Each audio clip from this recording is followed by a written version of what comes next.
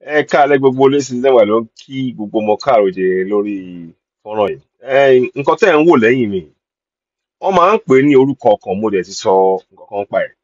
Kí ni wọ́n máa ń fi ṣe gangan? Àwọn nǹkan wo ló máa ń lò ó fún? Ní gẹ́gẹ́ bí àwọn ọmọ Yorùbá, mo rò pé a mọ kinní ọ̀hún.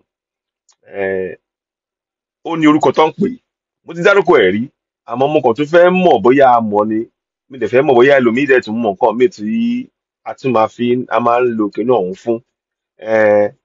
Ẹ dárúkọ ẹ̀ àbí kẹ́ kọ orúkọ ẹ̀ sí inú ẹ dárúkọ ẹ̀ sínú nǹkan sábẹ́ fọ́nrán yìí. Kẹ́ dẹ̀ sọ nǹkan tí wọ́n ń lò ó fún. Ó máa dà ká mọ̀.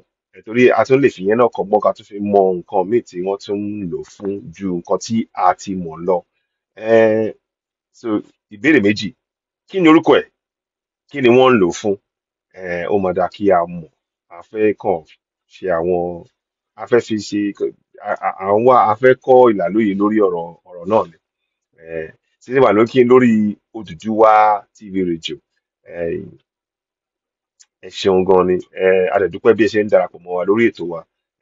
A tún máa padà wá láìpẹ́ yìí. Ẹ ṣeun lọ́pọ̀lọpọ̀. Kò ní sí wa kò ní rẹ̀ wá, a máa délẹ̀ lórí yẹn o. Yorùbá Nation yẹn sì máa dúró láṣẹ Èdùmàrè. Ẹ ṣeun lọ́pọ̀lọpọ̀. Ẹ ṣeun.